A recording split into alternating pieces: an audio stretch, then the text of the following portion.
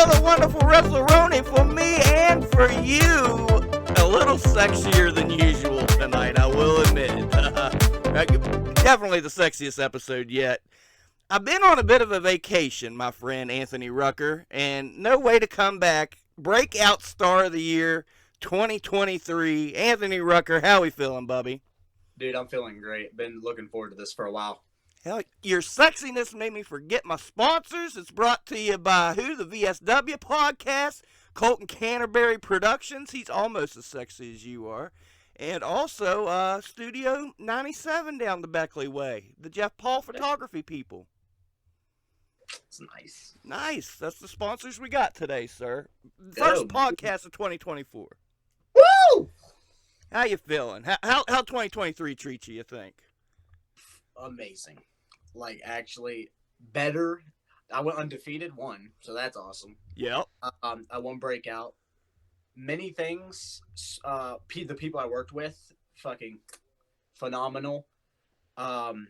Very grateful to, like, everything. It's just been a long time coming, but, like, I loved it. There's not even a bad thing I could say that happened in, like, 2023. Hell yeah. Good. And that's the thing. You're a young cat, but like you said, it's been a long time coming. You've been doing this for a minute. Take me back. How long ago was it that you got mixed up in this RSW Academy business? So funny thing is how Paulie Kilpis, Mount Kilpis, he is an old family friend. So he and my uncle grew up together, but him and my cousin were best friends. So my uncle was like the older kid that used to pick on Paulie and stuff, which is kind of funny. Oh. When you think about how like massive Paulie is and the right mammoth man that he is. So Paulie and my Uncle Joe were friends. So my uncle always known I wanted to get into wrestling. It's my lifelong dream, like most of us. And I went in and we went to a show. It was a Thanksgiving show. It was a Royal Rumble, actually. It wasn't even just a Battle Royal. It was like a Royal Rumble type deal. It was at the old Fairmont Warehouse. Okay. And it was great. And I got to meet Tim Cross that night. Paulie brought me in. He's like, handshake everybody, meet everybody if you're actually going to do this. And I'm like, yes, sir. Do what you do. I meet Tim. Tim makes me call my grandma because how young I was. So I had to call her up and be like, hey, let me do this. And she goes, I don't give a shit. We'll do what you want to do. And I'm just like, sweet, get to be a wrestler. So I showed up next week, and that was in, I think, 2019. Like, it was a while ago. Mm-hmm. It was so long ago that Benny Conley was still one of the trainers. Oh, man, Benny. That tells you something. I think it was his last day training us, too. Wow. So it was a great time, though. Great meeting him, too. You brought up a lot of things to segue into. What I want to segue into, you brought up your grandmother. One thing that I really like about you, you have such a great support system around you. Not just your grandmother, you've got the guys you go to school with, you've got your girlfriend's family, you've got family and friends coming to shows, being loud. Tell me how important and how much that means to you. Well, it's kind of weird, honestly, because where a lot of my younger childhood, there wasn't a support system at all. Yeah. Like, it was like, because I grew up in Maryland and stuff, so it was like, hey, fend for yourself. Like, it was not great. Maybe I'm not going to bitch about it. But then, like, now, when I finally get to do what I love, everyone's out there supporting me, which means the world. Like, now that I'm doing this thing that I'm very passionate about, now that it's like, this is something I want to turn into my future, then like everybody's here. And plus, like you mentioned, my girlfriend Faith, hey babe, she's a sweetheart. She's always there helping and stuff like that, and she always comes and does her part to help. Her family coming down to support me is great, and like you got your in-laws actually liking you, which is nice. Yeah. Then my grandmother coming, bringing half the family down, which is great. One, it gets some people in the building. Two, it gets me over, so that's always nice. No doubt. Another thing you mentioned was when Paulie first introduced you to the locker room, you went around and shook everybody's hand. Now, I don't think if Polly would have told you that, knowing you, I think you would have still done that. It brings me to my point. I've seen a lot on social media lately about how guys in training aren't taught proper etiquette and proper respect for the business. And I say bullshit. Why do trainers have to teach you how to be kind to somebody and how to be respectful? When I hear that shit, I think of you. I think of since day one, you've called me sir, and who the fuck am I? I'm just Spooky Lou, but you've always treated me with respect. Anybody new in the locker room gets 110% respect, almost to a point where you'd think you have a military background. Because you're, and I mean, I'll put you over because you're the guy I think of when people make those posts. I'm like, Marcus, yeah, Gannon's a good, respectful dude, but you haven't always been around the most respectful folks. Where do you stand on this? Do you think guys should be trained that in training, or do you think it's something, you just got to figure out for yourself? Well, I can say for myself, I was raised by this great woman named Miss Carolyn, and she is a 7-foot black woman who will beat you to half to death if you don't show respect. Okay. So respect was beaten into me at a young age. Plus, it's just etiquette at the end of the day. When you meet somebody new, you put your hand out and you say, hello, my name is, nice to meet you. That's how it is, and that's how it should be. You shouldn't need to be taught manners as an adult. Yeah. Because if you're training to be a wrestler, you're close enough to be an adult to where you shouldn't need to be taught these things. It's common etiquette at the end of the day. It's like I've told some people, it's like, hey, go say hi to blah blah blah.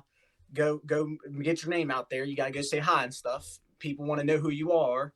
And like sometimes, yeah, you gotta, if it's awkward if they're talking or something, but wait in the corner or something, wait until they're alone and say hi, how you doing? It's just common etiquette at the end of the day. Exactly. I mean, I'm Spooky fucking Lou, and I tell you what, I waited probably a good half hour till Wes Fetty was alone at the last VCW show so I could say, hi, Wes, I'm here if you need anything, and I'm Spooky fucking Lou. Yeah, just common etiquette, dude. I feel like you shouldn't, if you're more than a teenager, I guess, like older end of a teenager, because we know teenagers are pricks. I was an asshole too. But when you're an adult-ish person, you respect people that you meet. And I don't think you should like everybody you meet, because that's just not how the world works. But you should always put your best foot forward no matter what. And I think that's how it should be. That's how it should be. I tell you what, I'm going to call you Marcus at this point, Marcus, because at this point, before we go any further, there's been something weighing on my mind all day. Before we get too deep in this podcast, I owe you an apology. What'd I do? No. Let me go into this for you, and let me get it out of my system, Marcus. So, whenever the idea for the movie came up, I was told you would be the lead. 2 days before I was told that, I was at the training facility filming some stuff for Gannon, and I was filming you try to do a promo, and just, oh my God, it was hard to watch. It was hard to watch you do a promo, and I knew you guys were going to clam up because I'm there with the camera, and y'all clammed up, and I said, dude, this dude ain't going to work for the movie. He couldn't even do a promo, and you proved me wrong. You did great in the movie. You did great at Fairmont State. So thank you for proving me wrong. I was dead wrong. Well, to be fair, I was put on the spot then, and I've never really done a promo yet. Right. But so I mean, like, it is what it is. I mean, everybody has a thought like that about somebody. It is what it is. And if you get to prove somebody wrong, it's always better. No problem with that. And speaking of the movie, that was fun. Well, tell us about it. What was like? What was it like making this feature film for WrestleRoni? So literally it was like Marcus, which is gonna be weird to say. I'm gonna say Twist. Yeah. Okay, Twist texts me. He goes, no, it was actually the Morgantown show, one of the Morgantown shows, and he goes, hey buddy, I'm be doing a movie. You want to be the lead? And I'm just like, yeah, sure. When we doing it? And he just gives me a random date. And I forgot about it till like 2 days before it happened. Yep. So Twist just texted me. He's like, all right, I'm going to show up at your house. And I was like, all right. Yeah, and I remember when my grandma, because she lives here. She pops in and she goes, "What's going on?" And I'm just like, they're gonna go record me bathing and stuff, and I'm just screwing with her. But no, overall, it was a really fun experience. I got to talk to Cowpoke a little bit more than so like that was a newer guy I got to talk to. Mm-hmm. Dee Dee, Twist. I've always been good friends with Dee Dee and Twist. Not like we're best friends or anything, but if I'm in a locker room, there's somebody I would immediately talk to. Right. And then I mean, shit, I drove freaking Dee Dee 10 hours the day before I started college. Right. And then but it was just really fun getting to hang out with everybody. Billy being the lovable psychopath that he is, and just great, a great fun time. Yeah, man. And that movie dropped, and then it was kind of like boom, boom, boom for you. That you're hitting the ground running. Oh, yeah. You're not refereeing anymore. You got your debut match at Fairmont State. EIW starting up. Hey, why don't you be the foundation for EIW for us? A lot just happened at once. Now that you've had time to sit down for a few weeks, looking back on it all, that end of 2023 was wild. What can you tell me about that? Dude, so much happened at like I was just looking because I like to I have like a book that I put all my matches down and everything. Good. And I was like, oh my god, that was 4 months. Mm-hmm. It was an insane run. Half of my matches were all in December, Mm-hmm. which is crazy to think about. But like you said, it was because literally when I came back, it was literally Tim was texting me and he was like, "Hey Bubba, come ref and we'll have you working by the end of the summer." Which I was like, all right. So it was like a little side gig for some extra money. Mm-hmm. So I went and did refereeing for him. And I just remember me and Billy got in the ring together and we just did some stuff. And it just sparked in my brain. I was like, I don't want to be a ref no more.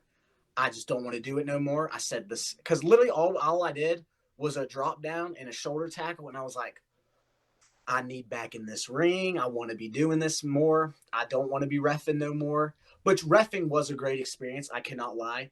I got I wouldn't say close, but like on a show, Vance Desmond, Mm-hmm. one of the came up to me, talked to me all the time, always asked how I'm doing. Love that dude. Yeah, what a good dude. Oh my god, dude. He literally talked to me all the time. He says, "Hey, Bubba, I want you reffing all my matches," and that was like one of the greatest compliments I've ever gotten in my life. Right. It's like somebody who's one, our world champion, and two, who's just on top of his game. Dude is insane in the ring, and I'm just like, he specifically asked me to be a part of his thing, Yeah. and that like felt really real to me. Then he's had a lot of ref matches for him too. He's been around the block once or twice. Oh, he is the block at this point. Mm-hmm. But and then just like, but like the referee and stuff was happening, and there was no other refs for a second, so it was like I was not. I want to say complacent is not the right word. Tim had no other refs that are reliable enough to come to every show. Right. Like, no disrespect to anybody, but some people live 3 hours away. Some people live here. Some people have work. It's what happens. It is what it is. But for the time being, I was the only ref, and I was just like, damn, I'm going to be here forever. And then I get a random text from Tim with a match card, and it's a fatal four-way at my college, and he goes, "Good job, kid." And I just go, and I can't tell you, I legit I was like jittering, and I was about to scream in the middle of the mess hall of a college. Hell yeah. Like that shit was awesome, dude. No doubt. And then, man, I can only imagine the nerves that day. You're on your home turf. You know the family and friends are coming out. Just take me back to that day before you go and up until you go out the curtain. So it was like, I was more nervous because till the moment of I didn't get nervous. I was more scared the fact I wasn't nervous because I remember watching this thing Dustin's Road talking about if you're not nervous, that's when somebody's in trouble. Right. So I was more scared about the fact of that. Plus, you don't want to script the show. There's like always that thought in your head. You're like, don't want to script the show. I want to get all my stuff right. Do everything I can do to put on a good show because at the end of the day, we're showmen. Yeah. And So it comes back down to it, and I'm just like, whoo. I'm not nervous, which was making me weird like feeling. I'm like, okay, okay, okay. We get back there, we're doing stuff. And then all the way to like, because we all hang out, do what we do backstage and blah, blah, blahs.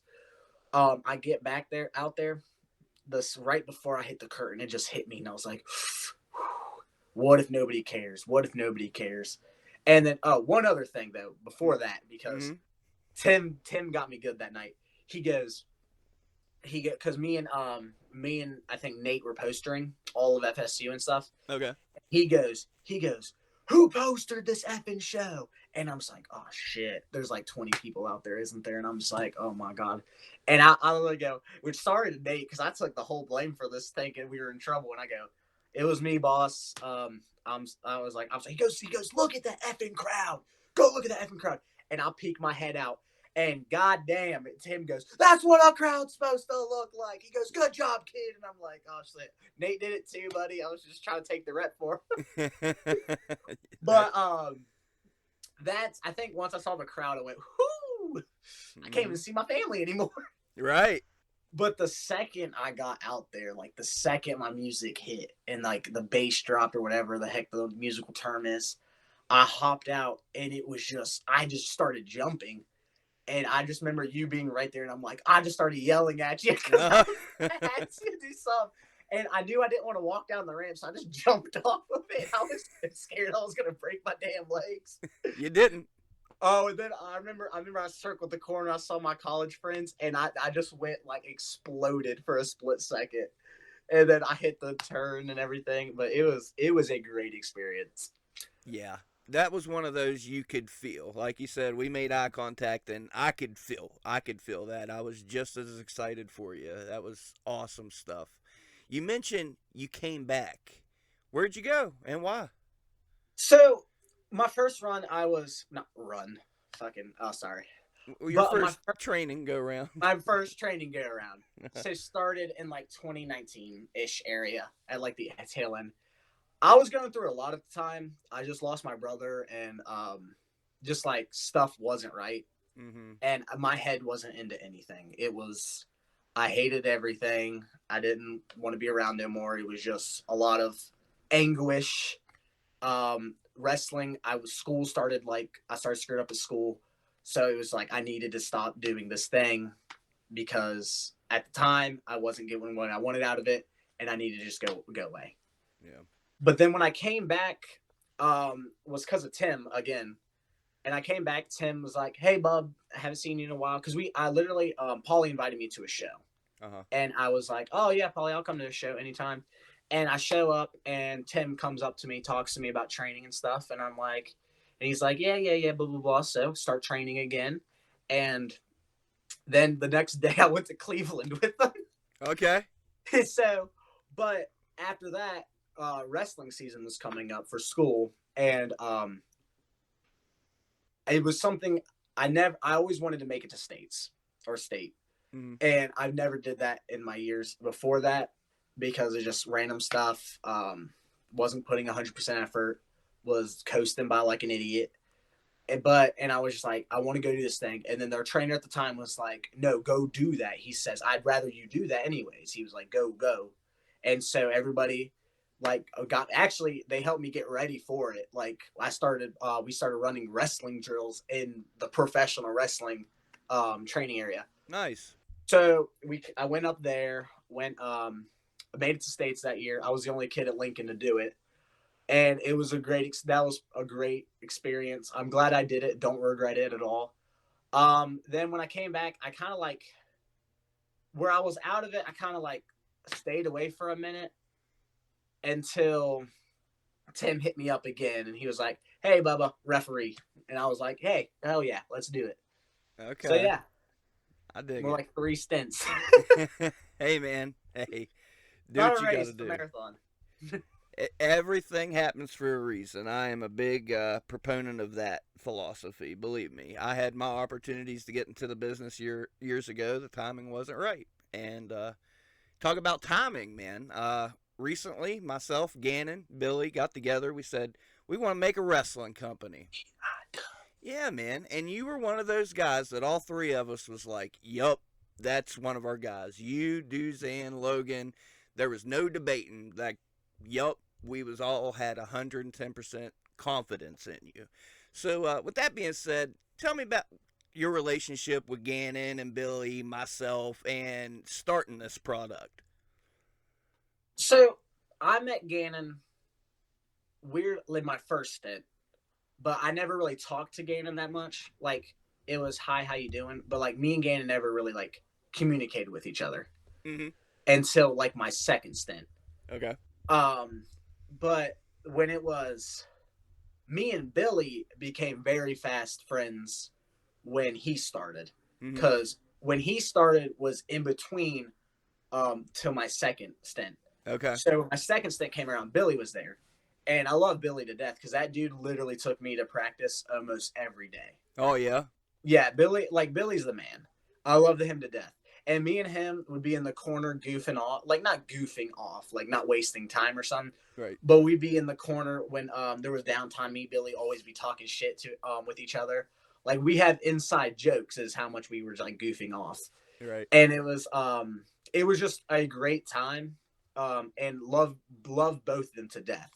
Not saying because I really got really close to Gannon in the third stint, my final stint. Right.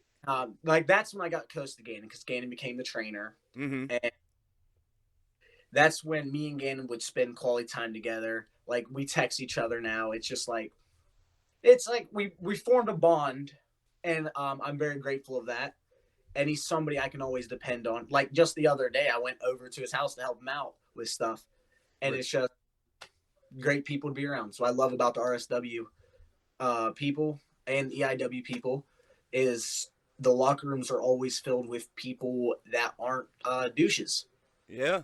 Nice. Isn't it nice? Isn't it That is nice? lovely. Yeah.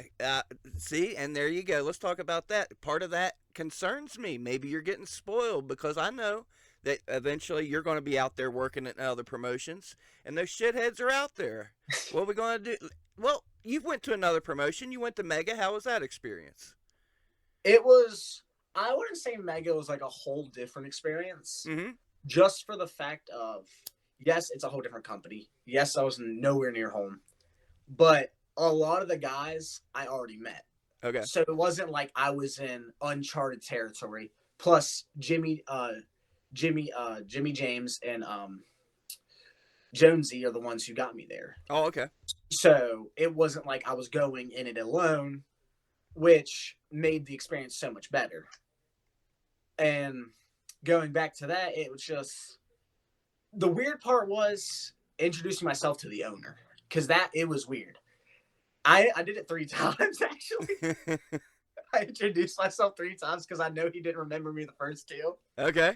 So I made sure the third time he remembered me. Okay. And then, so I was just like, that was the weirdest part was I wanted him to remember me per Mm-hmm. se, and at least like have an inkling of who I was, so he would, if he ever needed a hand, he could be like, oh, get that Rucker kid or get that kid with the long hair with the shaved off sides. Right on. And but it was a good experience. It was very good actually.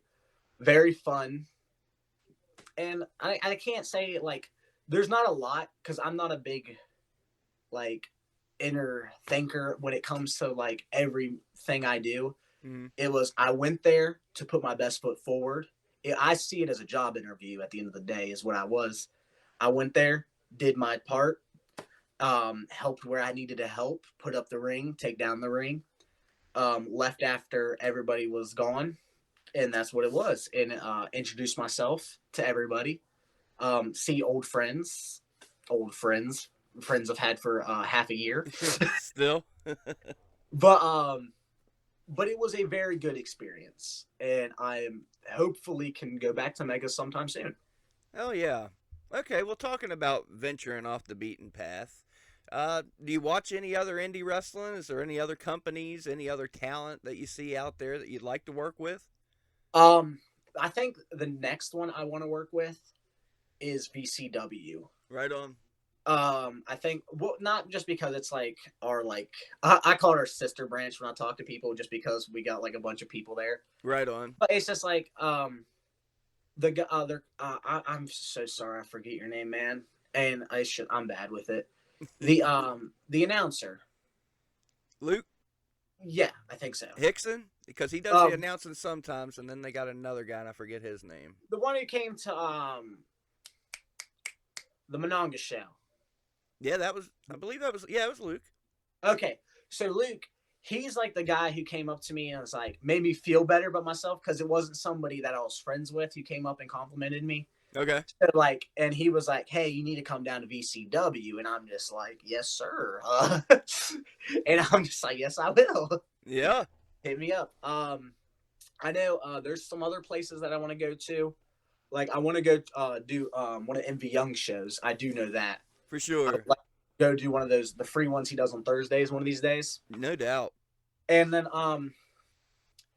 it's really like anywhere I'd like to go. And like I went to the other VCW that had a bunch of Kaida guys Okay. because Jimmy Z. But that's about it. I mean, I'm not a person who wants to like. I don't know. It's just weird. I'd like to go anywhere. I'm welcome. Right. And I'm we a all social. know, RSW comes first, and RSW has a lot of dates. And now you factor in EIW, and we're geniuses and say, hey, we're going to book shows on Fridays because everybody's booked on Saturdays. So there goes your Friday bookings. So it's a matter of having time for it as well. That's true too. I know me and Gannon were talking about wanting to go on the road together. Hmm. Like the past couple days, and it's just where I'm young. It's just weird because it's like I'm luckily I have these older guys to help me navigate it. So it's just right now. It's just like where can I get booked or hey, were you willing to give me a chance? Blah blah blahs. Right on. And I think the real thing is getting better at RSW before I really try to branch out. Right on.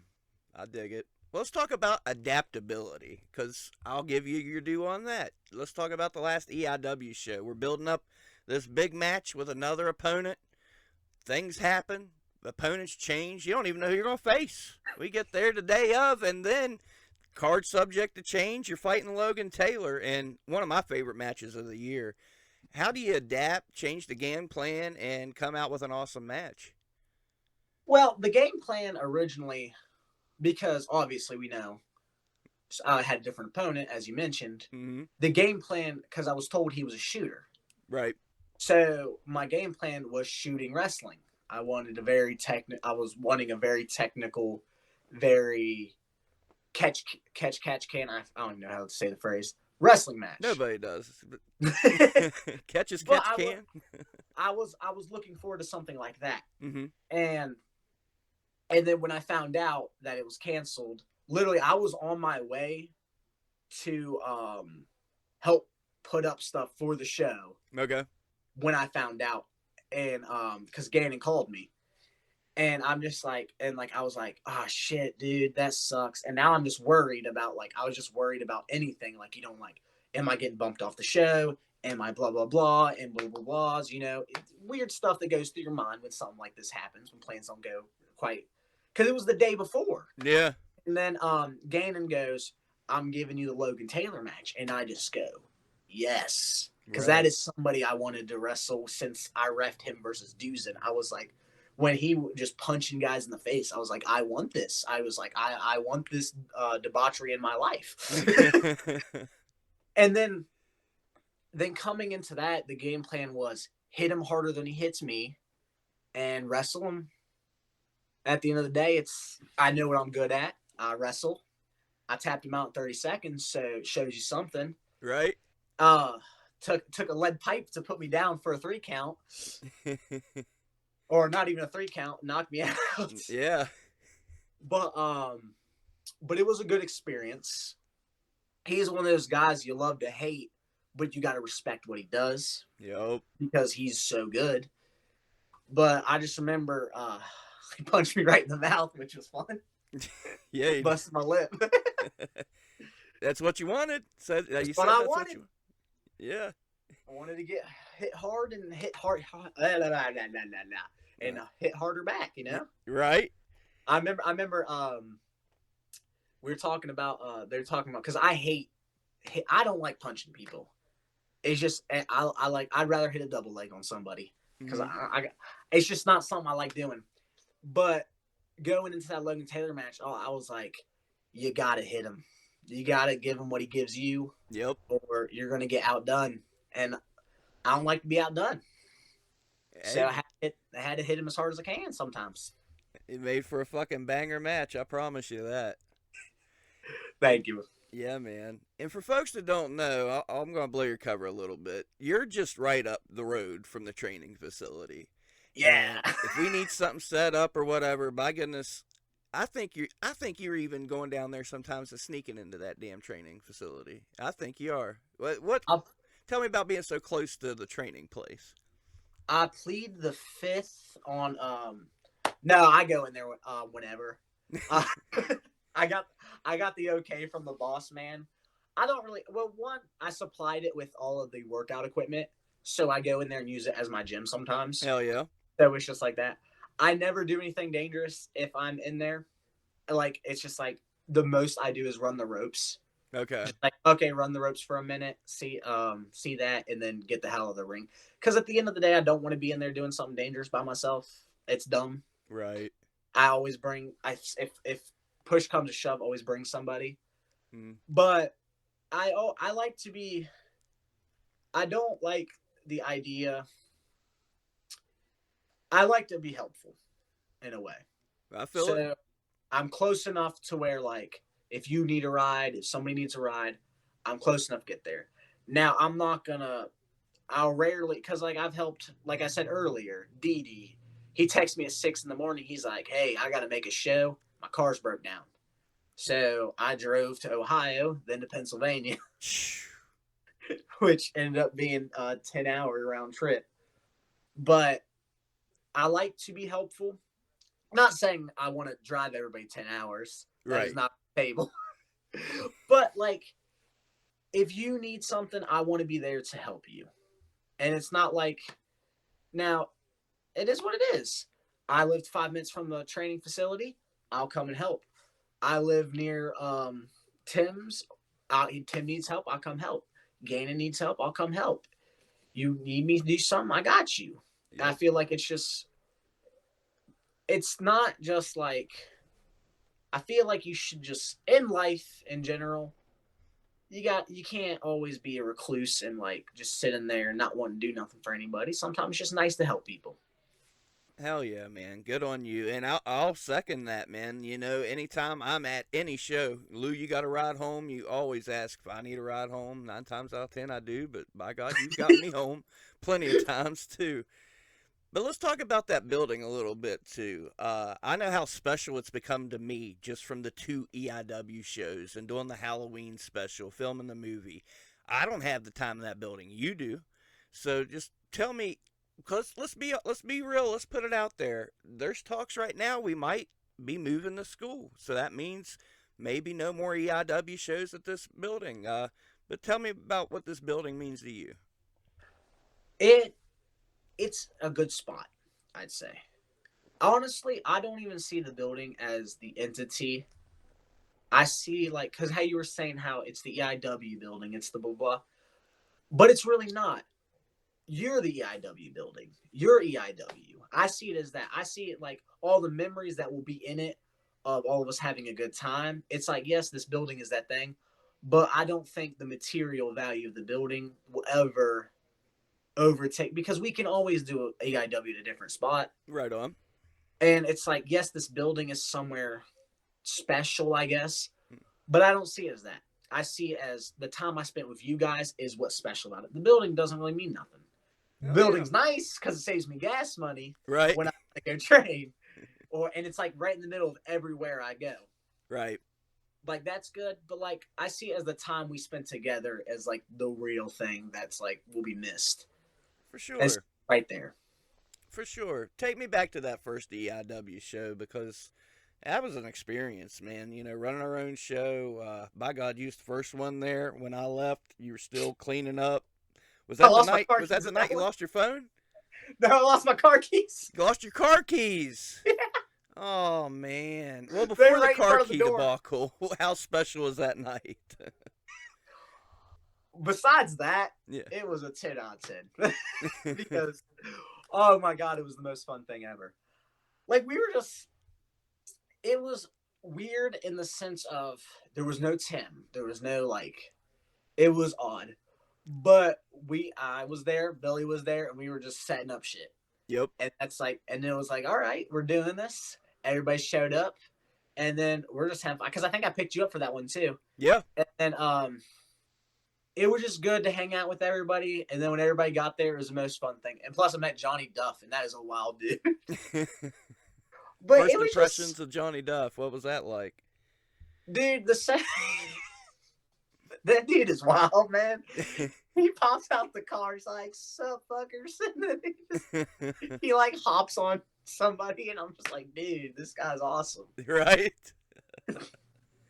The dude is like me taking up another notch, and I'm just like, God damn. Right. Yeah, man, Oh, we got an eclectic crew to say the least. it's a wild place. Yeah. Oh, and then like the matches were great. Like what was it? Rossfield, Mr. Sand. Yeah. Then we had feel bad. Grego That Doozy. Grego got his ass kicked by frickin' Doozen, which is always great. Let's go, Yeah. dude. And then Billy versus frickin' Willie. Holy crap. God. Dude, okay, like he's just gonna keep killing Willie at every show I see. Yeah, man. Because I mean, like we're still in that lane going into the next show. Oh my god, I can't wait to see what happens next. Yeah, I think you've been drafted into that war, so have fun with that. Oh yeah. Had to help my boy Gannon out there for a second. Yeah, hell, I'm getting threatened, so we're on the same side in this war. What? Don't let them get me. I won't, Spooky. I got you, baby. Don't let them close to me. They got sticks nowadays. They do got stick. They got them kindos, bro. Yeah. I feel like it just gets wilder every time. Like what the first show you see Billy swinging around light tubes. Now he got some nunchuck light tubes. I wonder what he's gonna pull out next. A light tube shotgun. Yeah. Hey. I shouldn't give him ideas. Gonna get somebody killed. I feel bad for Willie. No doubt. My goodness. You going to Parma this weekend? Oh yes, sir. I'm going to Parma. Your boy's facing old Tommy Irish. Ooh, oh my. Oh yeah. I love me some Tommy Irish. I liked him too when I was reffing his matches. He's hilarious, man. He's a funny dude, but it ain't funny when he hits you. Yeah. I bet that one. I'm very looking forward to this actually, because he's somewhat of a name. Mm-hmm. So I don't want to say somewhat of a name. He's a name around here. Yeah. And I want to prove myself every time I go out there. I like to show what I can do. And going against Tommy Irish, I feel like is a great platform to do it, even though I'm pretty much crawling through broken glass to do it against somebody like him. Right. Because let's be honest, I'm not the biggest dude in the game, and he is a big dude in the game. He's a big dude. And you talk about, he's a name. He's an even bigger name and done even more up in Ohio. These people in Ohio, they don't, they might not be watching the Roni. They might not be watching the socials. They might not be ready. Is it going to be a different atmosphere if you don't get that usual pop and everything you get when you come out? I feel like I love that I get my pop here. Right. I love that I get cheered. But at the end of the day, part of the business is learning to get yourself over. Yep. And it's not like, do I expect to be freaking CM Punk returning in 2021 levels of over in Ohio? No, but if I can't, I have to get myself over within the match. Right. Do something to let these fans know who I am at the end of the day. Because it's not like, because you're not over everywhere you go. Let's be honest, we're indie wrestlers. No one's, and especially me, who just started not too long ago, no one's going to know my name a state over. Right. No one's gonna know my name, maybe company over. So I got to do what I can in my power to get myself over any chance I get. And I think that's just the way to do it. Do what I do. Try to entertain some fans and hopefully sell some merch at the end of the night. There you go. Heck, well, good luck with the merch part. Don't feel bad because nobody sells merch in Parma. Damn, But now I got another goal. there you go. And we're talking about getting over. Let's talk hypotheticals here. Sir, Because I like to pretend because I'm not a grown adult. But anyway, I feel you. let's talk hypotheticals. Let's say I get this big sponsorship check from YouTube, a huge. I got millions of dollars to play with. So I'm like, Marcus, we're gonna get you over. I'm putting $1,000 to promote this video. Every wrestling fan on YouTube's gonna see it. We're gonna take the rest of the money. We're gonna book whatever opponent you want on the indie scene, whoever you want. We can make whatever type of match you want. Who are you working? What type of match? How can we best spotlight Anthony Rucker? It's weird for the fact of there's people locally. I want to say there's Okay. people who are on top. I want to say Mm-hmm. like because you just say the indies. Hell, you could say I would want to wrestle Nick Nemeth right now Right. Yeah. because I love Ziggler. Right. But I could say locally, Duzin, Paulie, hell, Muscles again, Right. Vance Desmond's. And it's like if it's like in that big of a thing, it's like we're going balls to the walls. We need me over. Money's on the line, right? Yep. I'd say I'd want somebody experienced, obviously more experienced than me, because I'd want somebody experienced, but not super crazy. Because if it's somebody like a Nick Nemeth or somebody like a Matt Cardona, you'd be like, that's all him. They can wrestle anybody, make anybody look good. If it's say if it's like, no offense to Duzin, it's like I said, states over, maybe 2 states over, nobody knows who Duzin is, because I'm pretty sure Duzin got the VCW thing down, which love Duzin, fucking Right. phenomenal athlete. But it's just like, well, maybe 2 people won't care about me and Duzin. Mm-hmm. So it's like I'd like somebody in that middle section. So I'd say maybe if like on that one, that's weird. I'd like to say is Kincaid. Yeah. I'd love to do that one. Kincaid's, Desmond's, maybe Dustin Alexander, because that's somebody who knows how to get over. That's just a weird question. Well, but I tell you, there's a little thing you said there. This is why I love you, because you're wondering what you can do for the business and not what the business can do for you. You said money's on the line. Forget it. We know this money's gone. We're not going to make any money off of this. Let's worry about Marcus. Let's worry about getting yourself over. Screw everybody. They all suck. They're all dicks. Fuck them all. How do we get you over? Damn. Then I'd say the money matches. Yeah. Like somebody like a Matt Cardona or somebody like a Nick Nemeth. Anybody, if it's that kind of scenario, you want somebody with that name recognition. Right. But that's no disrespect to anybody lower down. It's like, who the fuck is Anthony Rucker? Right. But like, if you're gonna want a money match, you want to wrestle the money wrestlers. Yep. And it's what it is. It's how business works. It's how life works. Mm-hmm. And if you want your name out there, people are going to click the Matt Cardona video. Like at the end of the day, they're not clicking Anthony Rucker. They're clicking Nick Nemeth, Matt Cardona. But they'll surprised. Watch me. A lot of them's clicking Anthony Rucker. More of them's commenting on Anthony Rucker than anybody, I tell you that. But like I was saying, it comes down to they'll come to see them, but hopefully what I do gets them to be interested in what I also do. And then get more clicks for anybody who wrestles me in the future. Yep. And let's talk about your merch game, man. Like, you are on top of it. You've got so many shirts, doing these comic book covers and everything. See, I knew he was going to get something. So, which... Oh, baby. Hell yeah. Merch, you say. Yeah, let's see what you got going on. You make your own merch. I'm so about it. We Look got at this the shit. JoJo's Bizarre Adventure shirt, baby. Love it. Where's this other one? We got the Dragon Ball Anthony Rucker shirt. There you go. Where's the basic one? Well, shit, I don't know.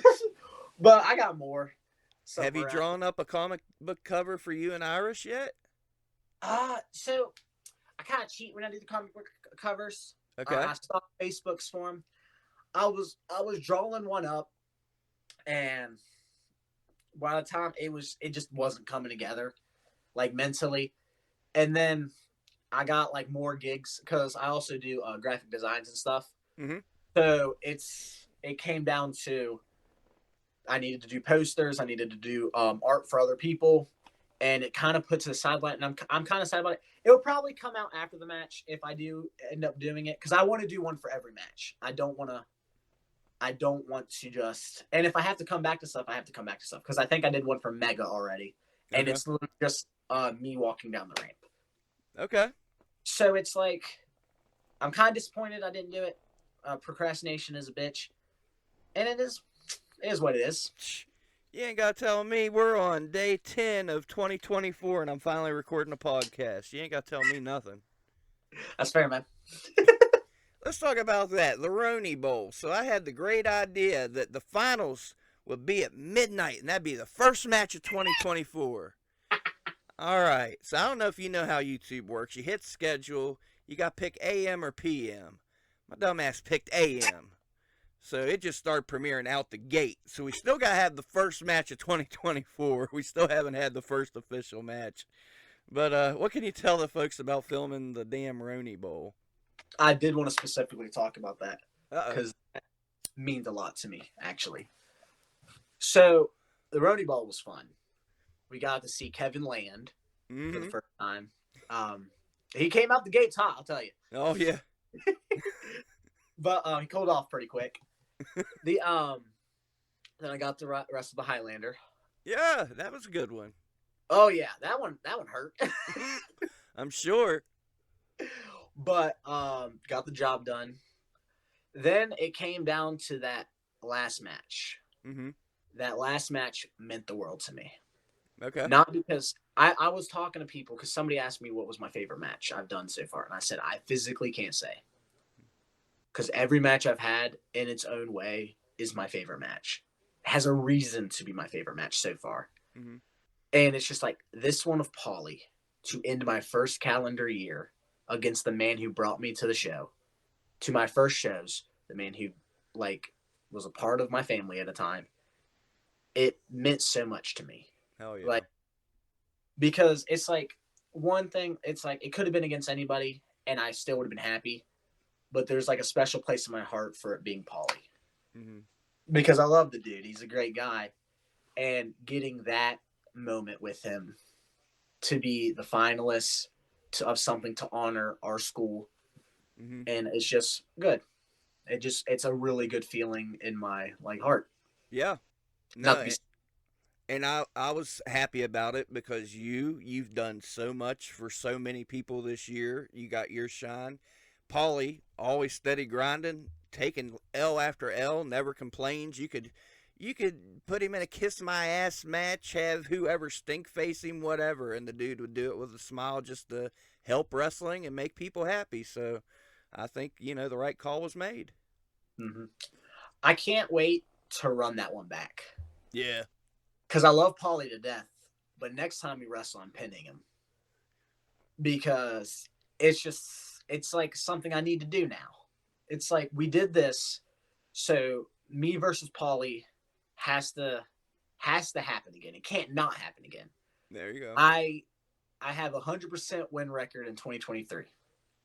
Besides the Battle Royal, but I don't really count that. Well, we don't count that. No one got pinned or submitted. let's talk about that. We have a cool locker room, and Yes. everybody likes you. Another locker room could say this kid's right out the gate and hasn't lost a match.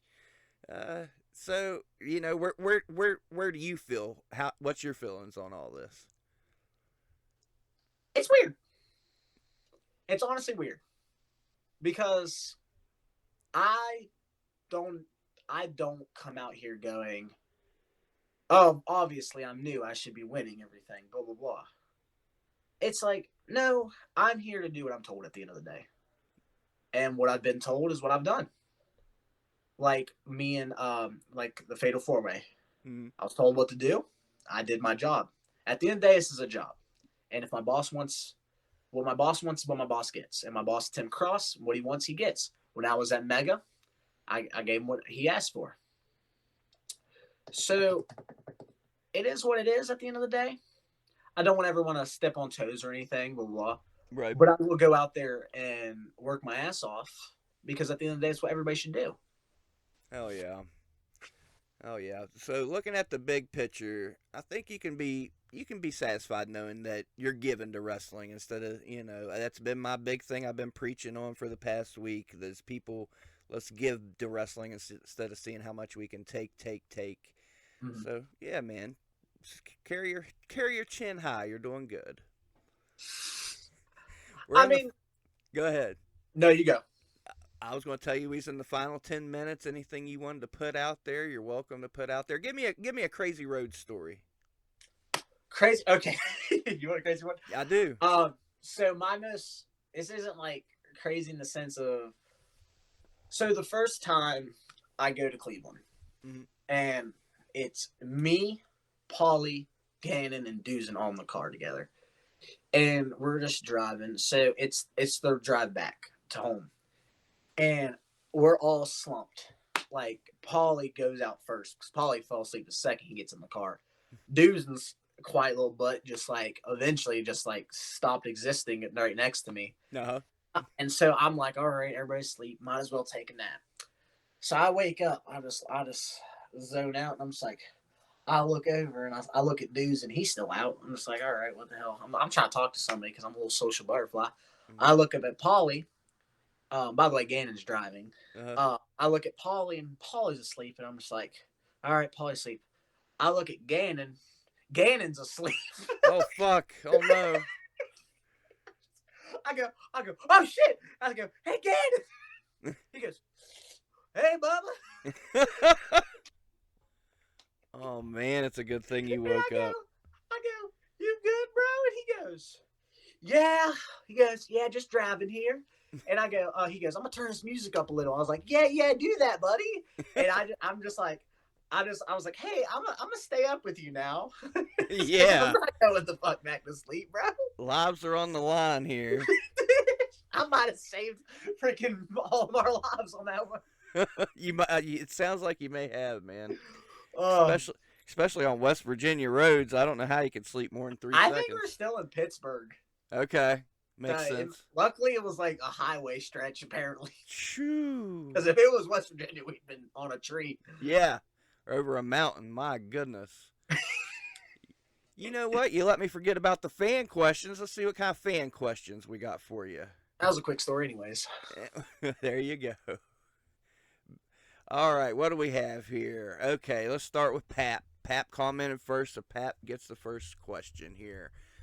Could we possibly see El Grego versus Anthony Rucker in the future?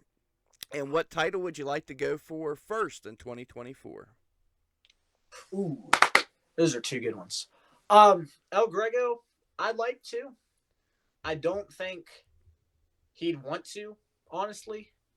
I don't think he wants to wrestle anybody because he's somebody that, like you were talking about, how I'm more respectful. I don't like his attitude towards people, and it kind of irritates me. Mm-hmm. But I'm down to work with anybody if they're willing to work with me.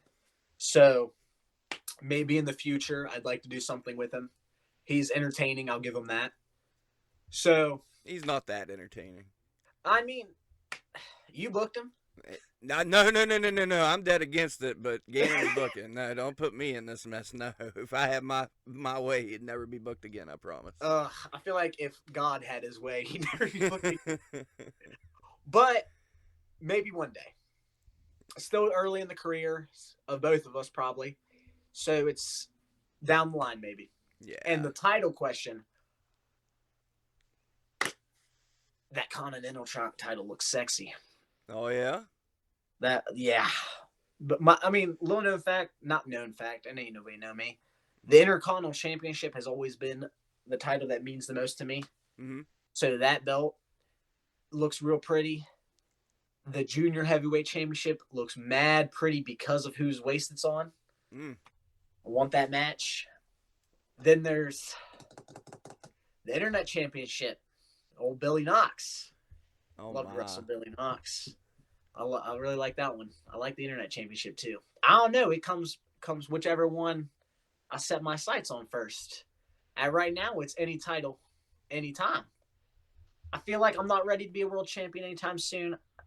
I feel like I'll give that time, but whenever is asked of me to go against one of them, I'll give my A game. Hey, and you never know. EIW could come up with a belt by the end of the year, and Uh, you're kind of you one might of the have to do vets that in the then. EIW locker room sometimes. So, Might have to do that then. no doubt. Let me see what other questions I have for you here, because I know some other people chimed in. Oh, let's get this one out of the way. Here's a real serious one for you. Who's your favorite wrestler, and why is it Paparazzi from Paparazzi? Um, I love that dude. Dude, I spoke him into existence one time. I saw him on YouTube before he came to the first show he came to RSW, and I was like, "Oh, this guy's character work is great." And then he shows up at the next show, and I was like, "Dude, I spoke you into existence." And he goes, "Dude, that's awesome." But um, on a shoot, my favorite wrestler is probably Chris Jericho. Okay. Probably it's Jericho, dude. There's literally a wall of Jericho right here. I've seen the Wall of Jericho, Yeah, yeah. you've been to my house. There's literally a Uh-huh. wall of Jericho.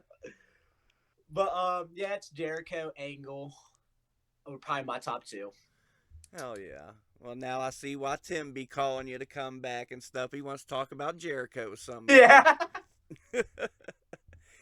Gannon Bunner, I don't know who that guy is. He's probably Gannon Green in another world. You never know. But No. ask him why the cops are harassing him and saying he's smoking pot around kids. Now, let me make it clear. I've been in some compromising situations in wrestling. There's some parties that happen occasionally, and Spooky Lou parties.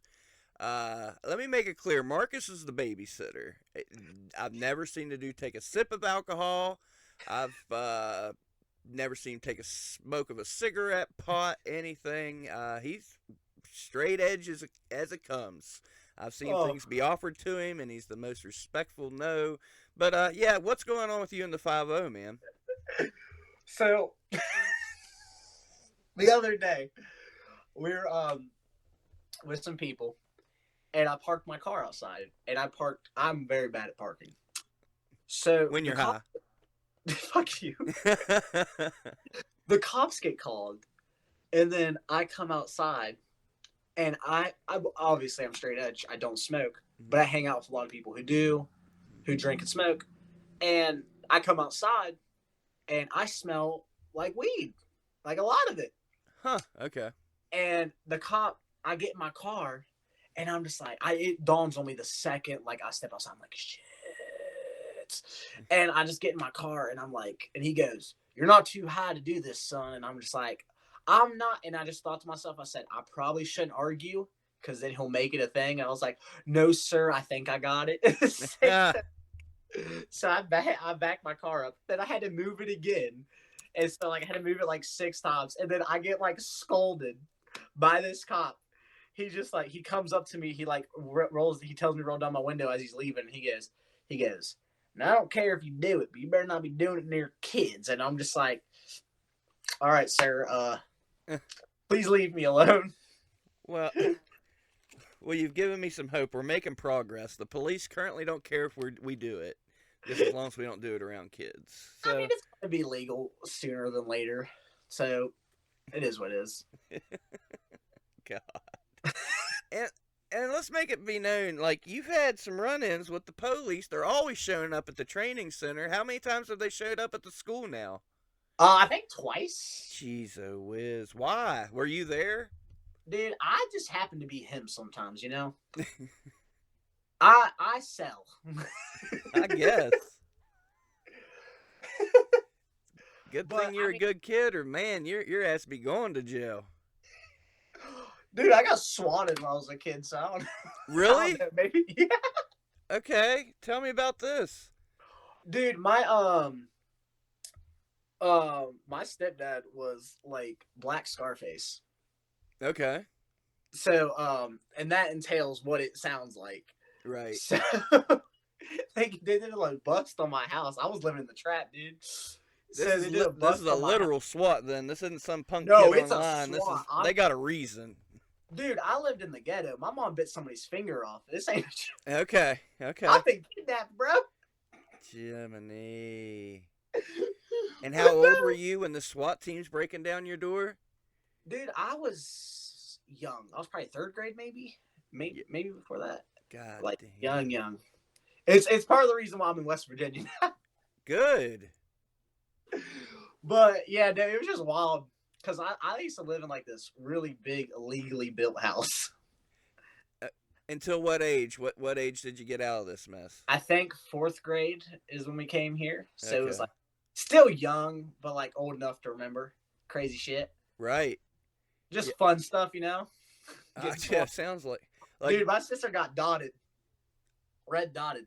Oh wow. Yeah, Jeez, oh whiz. dude, shit's wild, bro. I guess I'm glad. I'm glad you're where you're at and you're doing better now. Let's try to end this on a high note. My God, you just brought us like we were doing so good and talking about what a great kid you were, and oh, the SWAT team busted. God damn, Marcus, come on, man.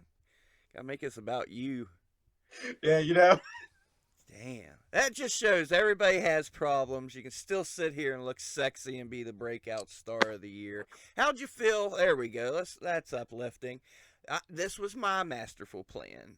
I'd check the results that day before the show. I said, sweet, Marcus won breakout star of the year. I said, Gannon, after Marcus's match, if it's okay with you, I'd like to get the mic and announce it. And he's like, that's a great idea. So that's what I did. As soon as the match was over, I made sure I got that damn mic before Nova could. And I announced it. What was it like finding that out in front of everybody and getting the pop from the friends and family? It was weird at first because you just looked at me and you're like, "Hey, come here," and I'm like, "Shit, was it that bad? Am I taking up time?" I was like, I didn't think I was just celebrating. You thought he was in trouble? I know. I was like, "Fuck, what I did wrong now?" I was like, "Shit." I said, "Hang with me here, Bubby." I know, and I'm just like, "What's up?" And then you start talking. I'm like, "Oh shit, did I win?" Because I was thinking about it all day. And I think I asked you during the day, and you told me it wasn't done yet. Yeah, you did. You did. I said, yeah, I haven't even got the chance to check it because my phone. Yeah. Yep. And so I got I don't know. It was just a really uplifting moment that I won that, and it just felt special at the time. It feels special now, not at the time, but it was just a great thing. And I was obviously you can see when I go hype, but the one thing I don't like about it is when I yell right in front of the camera. I go, it's 2024 and I'm coming hard. For us that know you, it's like, yep, that's it. I say baby and coming a lot. So that is what it is, I guess. And I dress like Chris Angel. Please no. Please no. Hell yeah, Bubby. It's been a good one. Good way to start off the new year. Before I let you go, let the folks know about your socials, where they can get the merch, any words of wisdom. If there's anybody you need to tell us straighten the fuck up, you let them know. Whatever you want to put out there. My platform's your platform. Let them know. Yes, sir. Instagram, mruck13. Facebook, and Marcus Anthony Rucker. Those are my socials. YouTube, I think it's Big Ruck 13. And if you want to watch my matches, WrestleRoni Plus, come on, baby. If you want to watch, if you want to see other stuff I do, come to shows. Always support local indie wrestling. If you want to buy my merch, I am not on Pro Wrestling Tees yet. Kind of got confused on how to fill that out, so got to figure that out soon. So come to the shows, buy my merch. Better You're a smart college kid. You can't figure out the Pro Wrestling Tees. Come on, man. Dude, I'm in art school. I feel like college kid is a little overzealous for me. Oh, you're doing something. But watch WrestleRoni Plus, baby, and come see me 2024. It's going to be a great one. No doubt. February what? February 4th in Monongah. This Friday? Is it Friday or Saturday in Parma? I don't know. Saturday. Saturday, Saturday, I Saturday. hope so, because that means I got to call off work if not. No, there you go. But yeah, hopefully this year brings some success like last year, and let's go. Hell yeah, man. I'm about it. Yes, For sir. I'll ask you to hang on the line with me, Mr. Rucker. To the friends and folks watching, stay tuned. You know what we got next, Marcus Anthony Okay. Rucker? We got the Whiz Can coming up right after you. Whiz, whiz, whiz, Yeah, whiz. it's going to be a whole different vibe. It's going to be a Love that whole dude. different. You'll see. I love it so much. This is how we're kicking off 2024. Treat each other kindness and respect. Go out there and live your dreams. Go out there and support independent wrestling. You know how we do. Go get a replica championship belt and pat it on a podcast if you want to. By God. Stay tuned. The Whiz Can's coming up. Surprise, bitches. Whiz, whiz, whiz, whiz, whiz. Spoogaloo! Another wonderful WrestleRoni for me and for you. Brought to you today by the VSW podcast, WizCan. Also, Studio 87, young man doing great things with photography, and Colt Canterbury Productions on YouTube. Links are in the description. We got the WizCan in 2024. How you living, WizCan? I'm living my best right now. Yeah, man. Let me see. You got the get up on. Show us what you're working with. Ooh, baby. Uh-huh. Only on the Roni. Only on the Roni. Got started off cheesy, right? Yeah, Hell yeah, man. How's 2024 treating you so far? been really good so far. How so? What's been going on in your life? I've been working and pretty much busy. I'm doing bowling and stuff outside. Oh, you're bowling. You pretty Yeah. good bowler? I'm a decent bowler, What are you bowling? What's your average? about 146. Okay, I see you. You know, I've been seeing some folks making some social media posts about getting more wrestlers back into bowling again. And it's up Yeah. your way. I've been seeing these posts. Yeah, I won a couple tournaments myself the past 4 months. Really? Won a couple tournaments even. Yeah, Oh, we're going to have to organize a WrestleRoni bowling tournament just for you. yeah. There you go. 2024 goals. It's happening. It's happening. I would love that. Let's do it, man. We got a year to figure this out. We'll do it. We'll do it by June, I'll say. Sweet. When you coming back this way? When you coming back to RSW country? Hopefully around February or March. No doubt. Good. Well, what's been going on up in your neck of the woods of the Pittsburgh area? What's the last time you was at a show? Because I got to be honest with you, man. I'm kind of missing my wrestling. It's been a few weeks since I've been on the road. What about you? When's the last time you was at a show? I was at a IWC event wrestling in a Pittsburgh Classic Battle Royal. Ooh, okay. On Fight TV. Tell me about that. I had to eliminate myself, but I'm in a rivalry with Lemon on Dawn right now, Okay, yeah. so I had to jump on him to eliminate myself. But for the greater good, you had to show Mm. him. Yeah, What's the beef, man? Like, I seen all three of y'all always beefing with Lebanon Dawn and his crew. Where's this go back to? like back to like maybe last December when I debuted as the Whiz Cannon back in December of 2022. Damn. So the year, yeah, it's been going on for over a year. What's the beef? Why are they upset at you? I don't know. They can't take on the Whiz Can properly. Well, I mean, that's not many. I don't think they go over that in training, do they? No. See, you bring a new element to the table. People can't be ready for the Whiz Can. What about Morgantown? I didn't know you was going to jump off that damn top rope on everybody. It was my very first time jumping off that top rope too. Well, and you did it in flying fashion. That was a fun Yeah. match.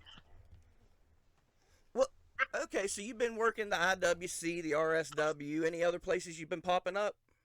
No, just RSW and IWC so far. Okay, cool. So we know what roads to go down here. Kind of, if you can.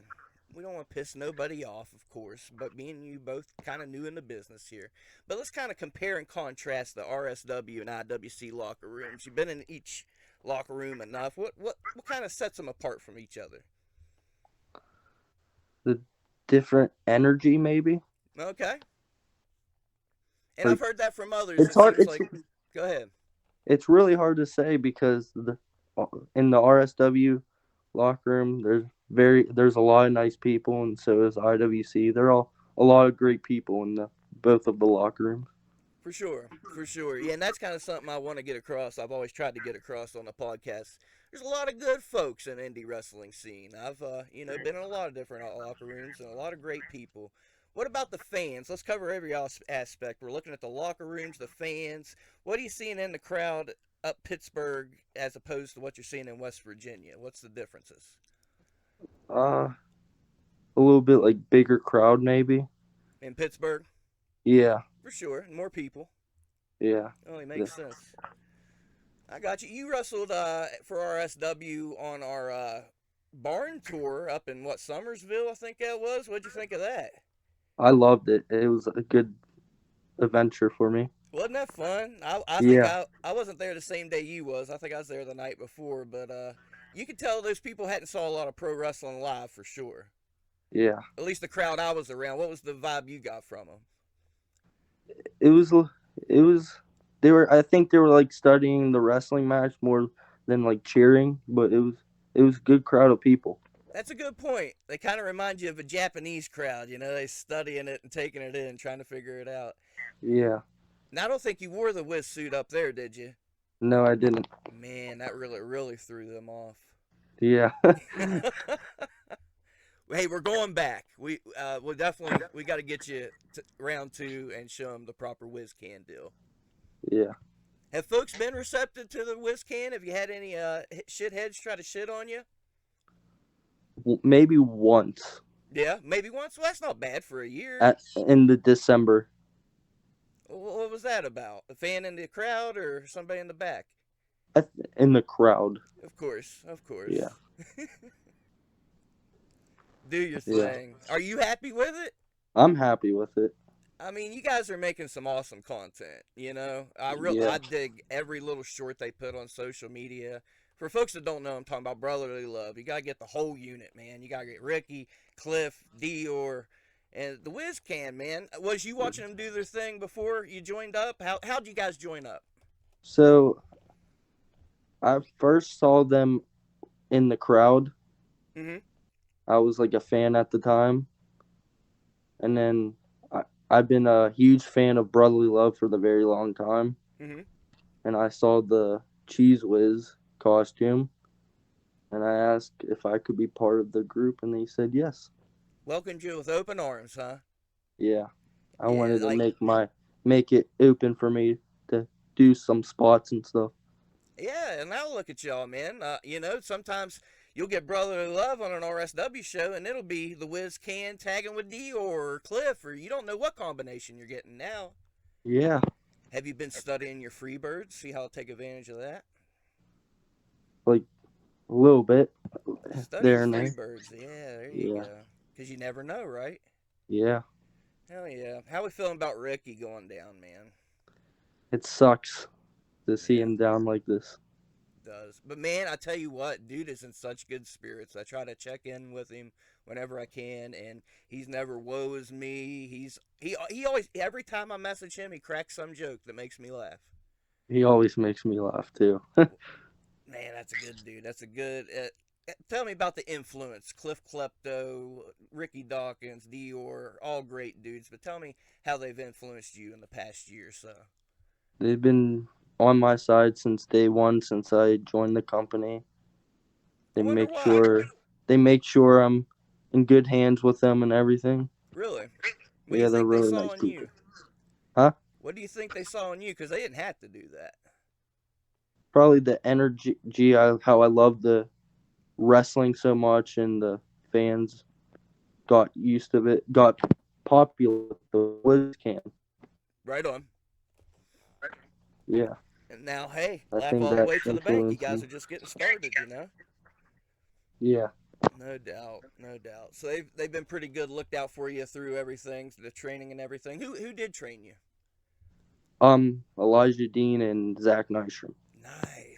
Tell me a little bit about that. They put you through hell? They put me through every obstacle I could be in, so I can train good, train hard, and the cardio was good and everything. Hell yeah. Have you always been athletic? Is it something you took too quickly, or did you have to, struggle a little bit? I was I had my ups and downs with the training and stuff, but I pushed through it and never gave up because I wanted to become a professional wrestler since I was little. Okay. How far back we going? 2008, Okay. And how old are you now? 21. Yeah, there you go. Yeah, hell yeah, man. What do you think drew you to wrestling? Honestly, CM Punk. Really? Yeah, when he was on ECW, Mm-hmm. my sister was watching the ECW at the time, and she got me hooked on to wrestling, and CM Punk did too. Hell yeah, man. I'm glad you got to see that. Not a lot of folks did. I remember watching that, and I was so excited for, when he won the ECW belt and the Yeah, River match with Chavo. Not a lot of folks saw that. They, just saw him on the main roster. Yeah, yeah. dude, that was some fun stuff. How you feeling about CM Punk nowadays? He's he's pretty good. He's good. The stuff he did, like backstage of AEW, wasn't unexpectable, but it was. But he has changed, I heard. So hopefully, that got him to being back to normal and Yeah. with the crowd and stuff.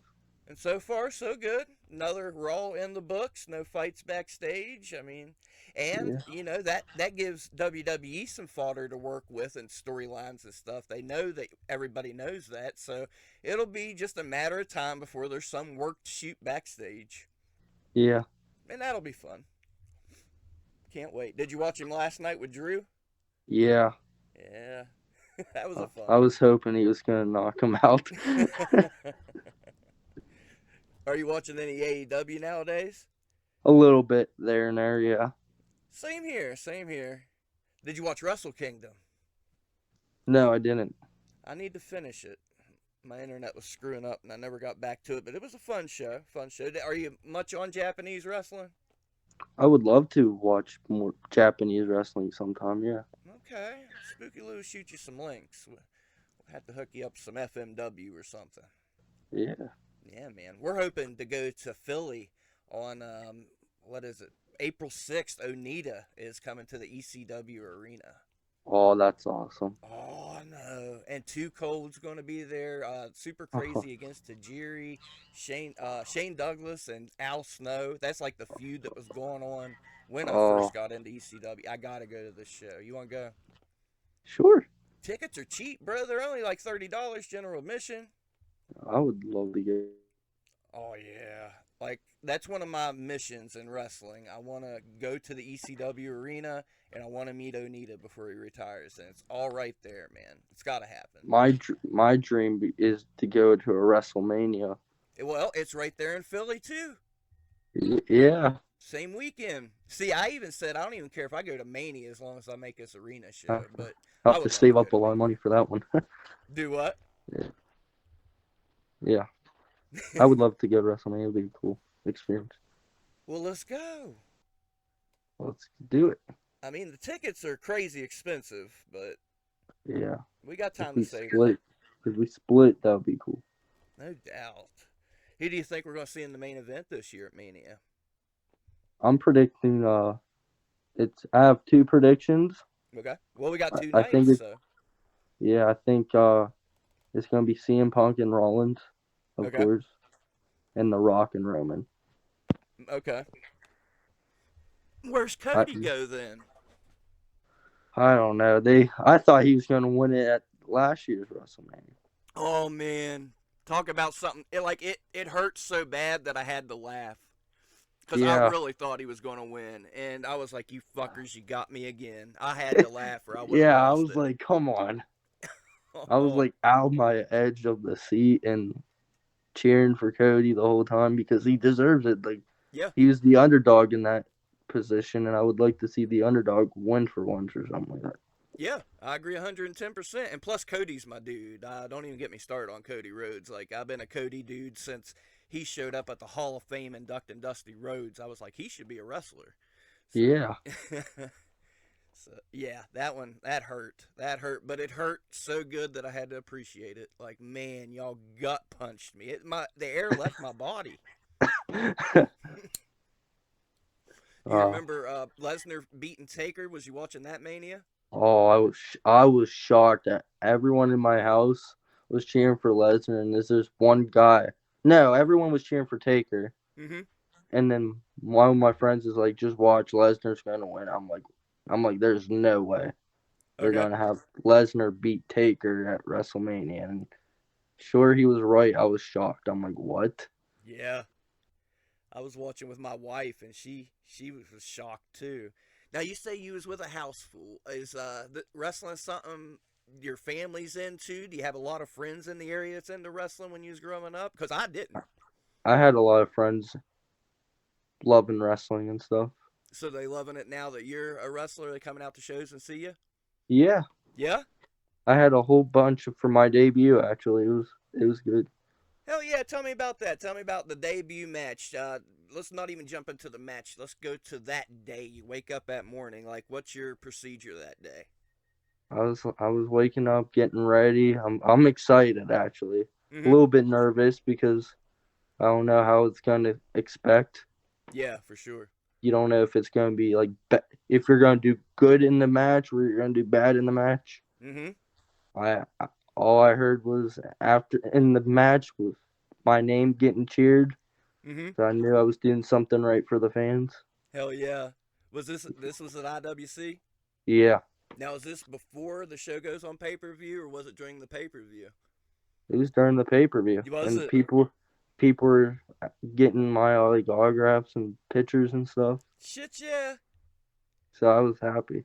Okay, so the match goes well. I assume. How you feeling when you get to the back? I, I was blown up a little bit, For sure.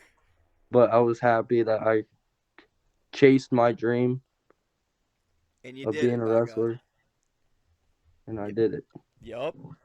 I can relate. I haven't, had a match, but just what, November 15th, we ran our first show, and that was one of the most nervous days of my life. I couldn't sit down. I chain smoked. Like, I hyperventilated. I've never been so nervous and worked up in my life. And I was a mess. But we pulled it off. I got my ass beat in the ring. They cut off my hair. People chanted "Spooky Lou," "Fuck 'em up, Spooky," and so you can't, that's Yeah, living the dream, man. It was worth it. It was worth the stress and the gray hairs. yeah, yeah. No I've doubt. I've been watching your shows lately. It's awesome. You've been watching? Thank you. I You're appreciate it. welcome. We need to get you an EIW. Yeah. Let's do it. Put you in there with Billy Knox. Nah, I won't do that to you. Oh, He's a character. yeah. What can you tell the folks about the RSW locker room? Tell me They're about the first time you come to RSW. Of course, this will be, your first time going to another promotion. But what was the first impressions? I was very welcomed Yeah. in the locker room, so I knew I would like these type of group of people. Mm-hmm. I think actually my first person I shook his hand was Paulie, Okay. The and he nicest was one of a the bunch. really nice person. I loved everyone there. I felt welcomed like a family and stuff. Yeah, man. Good group of people. I promise you that. Hell yeah. I think that was when Brotherly Love was first turning face for the first time. Was it maybe the tag tournament or the December show? Maybe. It was like the tag team like gauntlet with Okay. the with Doozen and Knox and the Unappreciated. Yup. That was a good match. Yeah, That was a fun one. when Doozen got bounced up onto that table. I I love that clip so much. I used it for the opening of RSW TV because the way he bounces, I still talk about it to him this day. Well, if you've been watching the shows, you see what Duzan's been doing. Yeah, What do you think about old Doozer nowadays? he's really good.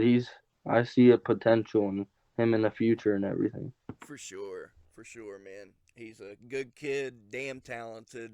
Couldn't be Yeah, happier for the dude. Well, I've we been. got our doozer down this way. Tell me somebody that we should keep an eye on up your way. Who's killing it and you think deserves a little bit more love and respect? uh, I've been seeing Felix Cause. He's one of my people in the trainings when I was training for IWC. Yeah, man. Yeah, I'm a big Felix Cause. That dude's got a world of potential. Uh, Matthew Yeager. Yep. He's really good. Mm-hmm. He was. To be honest, my opponents Tito and Don. Yeah, they're. They've been really good. Mm-hmm. Yeah, And Katie Arquette. Katie Arquette.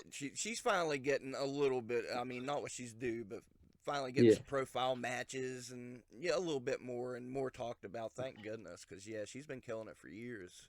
yeah, Yeah, Pittsburgh's got a pretty good crew right now, don't you think? yeah. It's stacked. Yeah. A lot of good one. I mean, you got Rise killing shows, IWC, of course, MV and his groups making some noise with 880. Even run the occasional no ring death match shows. There's a lot of good Well, stuff going on up that way. I'm seeing Elias is coming down to Pittsburgh IWC. Yeah, are you working that show? Yeah, I hope. I'm not too sure yet. Right, right. But yeah, man. I remember seeing Elias on the Indies back in the day, like way back in the day. Yeah, And believe me, dude can go in an indie ring when they just let him go. Like, he can do some stuff. yeah. That's exciting. Tell me about some of the names you saw in IWC that, you've been a lifelong wrestling fan. Tell me about some of these moments. Like I was looking back when I was a fan. Mm-hmm. Can I tell you how I started with IWC first? Hell yeah, tell me about it. So my dad had a friend named Justin Idol, Okay, and he was in IWC, and then okay. that's what got me into IWC the first place. Like the first name I met was like Matt Hardy, Nice. and then I met Tommy Dreamer Hell yeah. and Billy Gunn and stuff. It was good, and the Hardy Boys. Nice. So you're meeting these names before you're even in the business, right? Yeah, Right. like I think like for like independent people, Andrew Palace had got me Mm-hmm. watching. Really, he was really good when I saw it. That was actually the debut of Wardlow. Oh, okay. So I've been a huge Wardlow fan since then too. Nice. So you were going to these IWC shows as a kid growing up. Yeah, I love it. Hell yeah. So you're going to these shows, seeing these names, and then you're seeing them, on AEW eventually and everything. That had to be cool. So you was telling me how did you get through the gate? How did you get into IWC?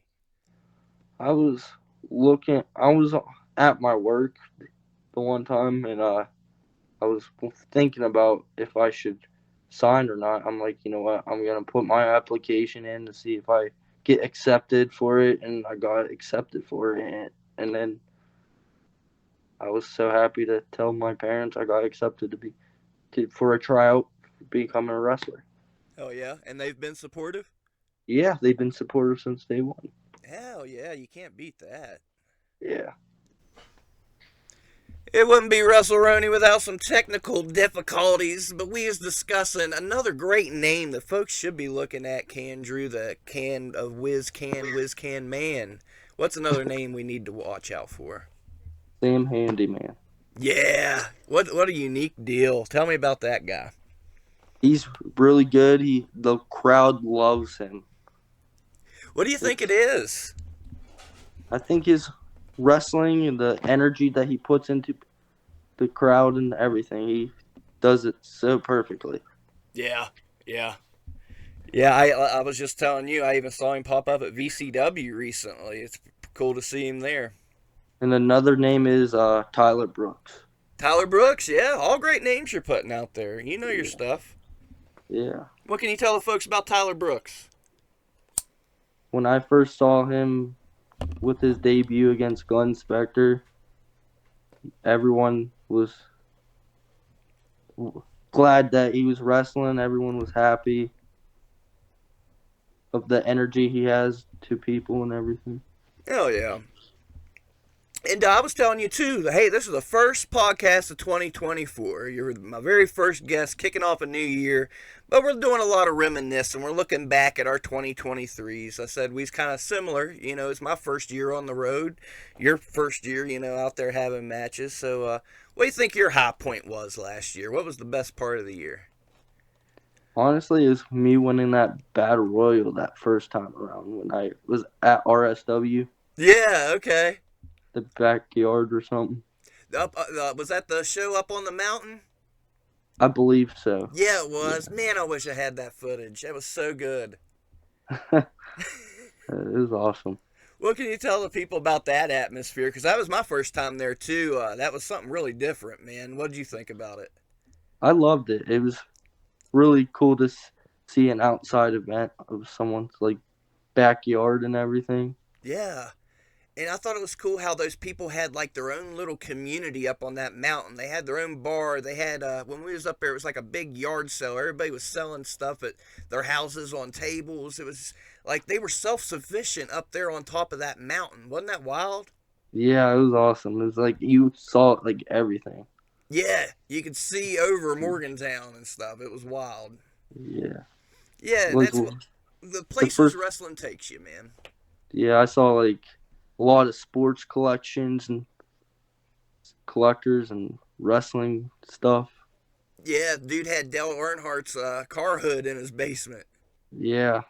Yeah, that was a fun place. That was a fun show. Yeah, and you won that battle royal. That was cool. And the crowd, we had a hell of a crowd up there too. Yeah. That was my actual officially debut for RSW. Okay, I'm about it. Yeah, man, you won the damn battle royal. Yeah. Yeah, dude, I'm about it. We'll have to get you back. So, yeah, we're looking back at 2023. Let's look forward. As far as RSW itself, we're talking about winning battle royals. Recently, we saw you on the Roni Bowl in a 3-way match with Trevor Gage. And who else was in that match? I think his name was Marcus. Oh, I know. Maybe his name was Marcus. Or Dakota. Muscles. Yeah, Muscles. Yeah, there you go. Okay. Gave me one heck of a spear. Yeah, he did. I thought I was going to fly over the ropes. And you know what? I have to thank you for that match because I'd forgotten all about that footage, put it on a hard drive, and because you hit me up looking for it, I was like, well, hell, let's put this footage on this. The one I also faced, it was before that one, the first show I faced Gann and Green. Did you? Yeah. I don't think I've put that. I think I have to dig that one up then, don't I? I think so. I'm not sure. Have you seen footage of it? Not as of right now, no. Okay. I got you. You come on my podcast, so I'll hook you up. We'll get that match out there. What was it like working awesome. Gannon? It was awesome. Yeah. Me and Paulie had our little hugging moment before the match in the middle of the ring. I loved it. And then after the match and stuff, he carried me outside of the ring. Okay. Back.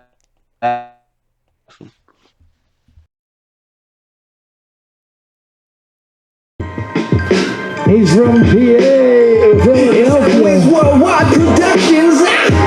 He's the Whiz Can. Cliff Klepto. Drew Ryan.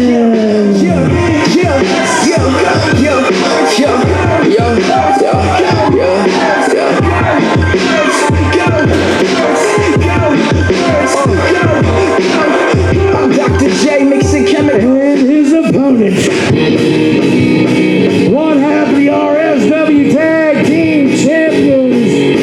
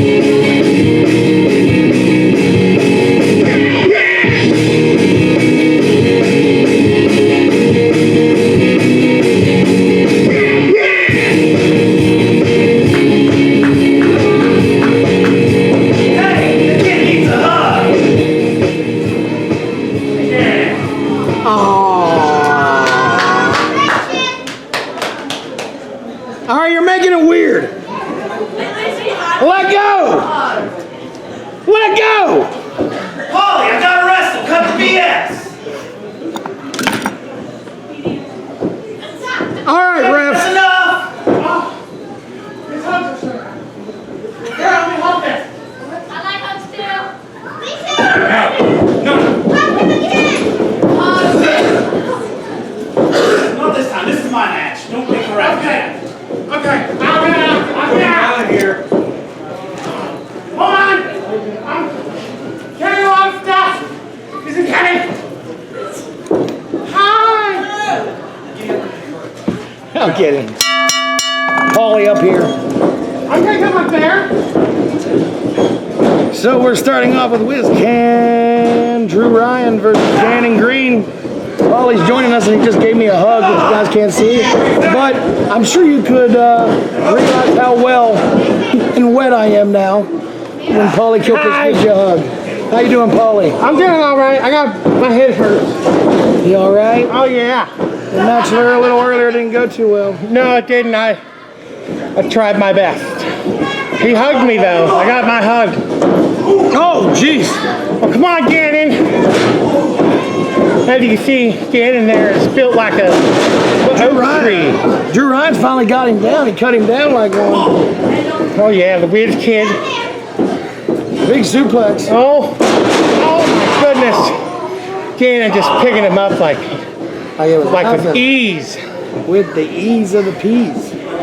It got a little squeeze of the can, I guess. Squeezing the Whiz, I guess. Squeeze the juice. He's squeezing the juice, Squeezing the juice. Oh look, he's got a big one. Oh no. He's got a big what, Paulie? He's got a big suplex in there. Held it for a couple seconds. Oh, you need to specify more. Stalling suplex. You can't just stop. He didn't talking. do any. You're making it weird. Squats. Oh, okay, all right. Yeah, that's what I want to say. He can squat with him. I've seen him do it. Oh, jeez. Big suplex. Oh, close one. Drew Ryan's kick out. Now, Drew Ryan, he is what we thought was just a manager for Brotherly Love. Oh, yeah. But turns out the Whiz can wrestle. Whiz can wrestle, and he's been training in Pittsburgh, which a lot of good talent comes from up there. Oh yeah, solid talent up there from the PA area. But yeah, so we thought we would put this up for you guys and check it out. Oh, big drop kick. Here we go. Looks like we're going to the corner. We're going to the corner. He's going out. Going to the corner. Another drop kick.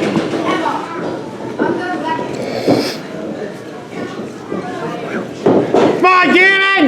Get angry! Paulie Kilpis yelling from commentary. Oh! Caught him.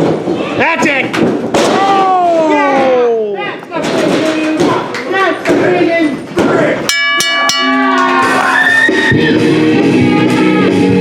And your winner, one half of the RSW Tag Team Champions from Mount Kilpis, Gannon Green.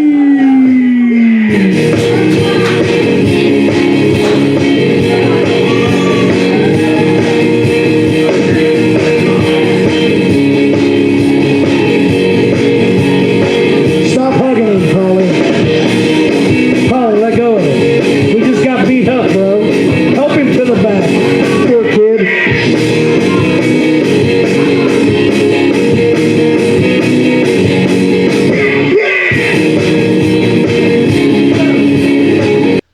All right, look at that. Back again with a very patient Whiz Can. Thank you, my man. I appreciate you weathering the storm with me.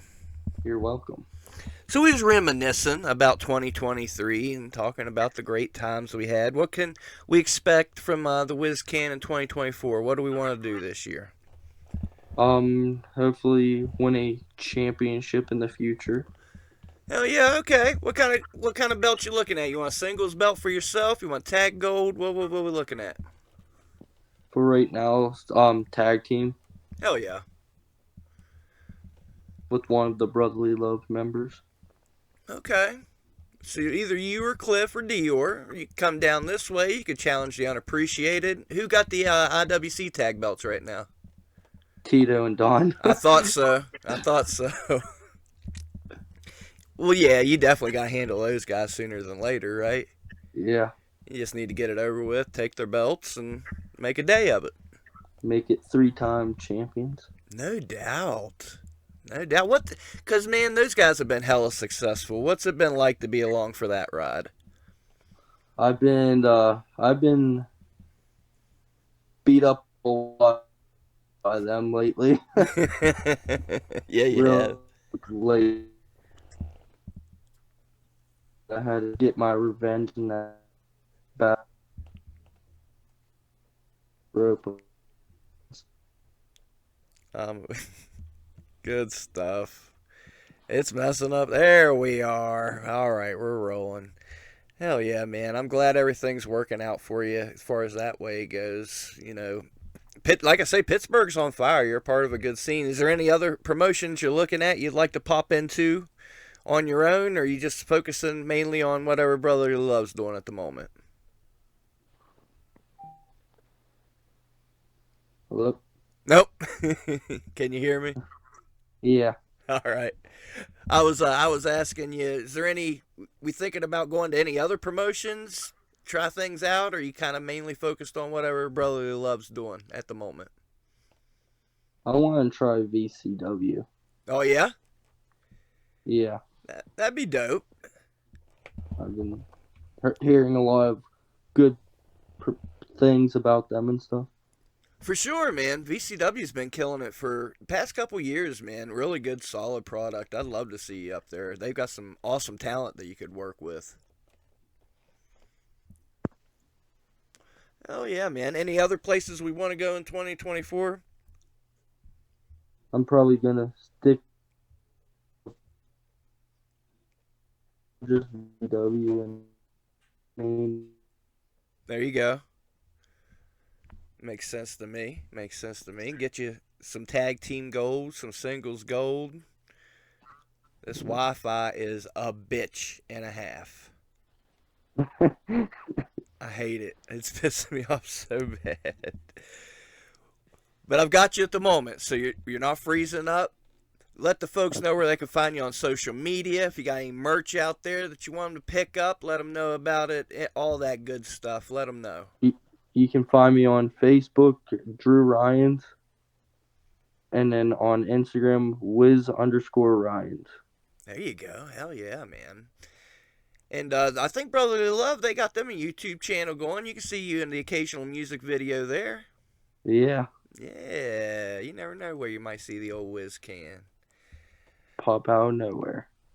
Well, I tell you what, I owe you a legitimate podcast, a solid interview in the very near future. Is that a deal? Yeah. Okay, man, because this has been poop on ice. I promise you that.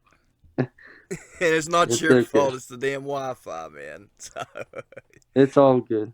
hey, I appreciate you hanging in there with me and everything. Any final words for the listeners before we wrap this shindig up? Hope you all have a good weekend and be safe with the weather. Hell yeah. I appreciate you, Bubby. I'll ask you to hang on the line with me. To my listeners, stay tuned, man. I don't fucking know. This is, it's WrestleRoni, it's Wi-Fi, it's all that good stuff. We'll do better. Treat each other with kindness and respect. Go out and support indie wrestling. I'm Spooky Lou, damn it. We're out of here. From Chillicothe, Ohio, weighing in at 224 1/4 pounds,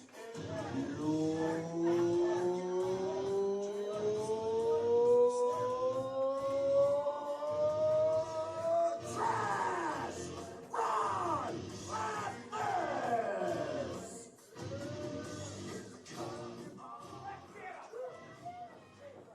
We ain't gonna take no time here. The boys are ready to get it down. I'm gonna have to be real partial during this match, you two, just so you know. So. I would like to talk for a moment about the apparatus that Matt Vengeance brought down to the ring. I don't know if anybody saw the hockey stick wrapped with barbed wire. Oh, yes. Well, I mean, very functional in this match. I like it. My dad's so cool. He's so cool. This is going to turn into a bloodbath, I can already tell. Most definitely. I think that's the broom I can't find from my kitchen. I think it's time for you to sue someone. Stolen broom. Meanwhile, Ganger and Trash taking out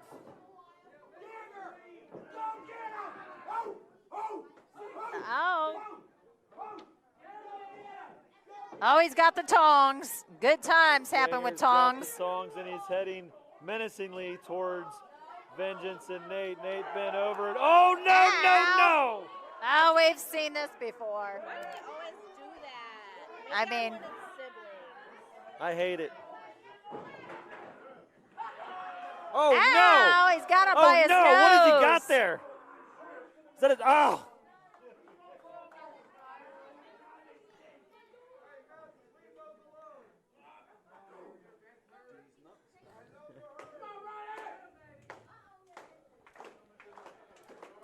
Uh-oh, this isn't looking good for them. Oh! Man, he almost landed on his feet, too. That would have been a combo move.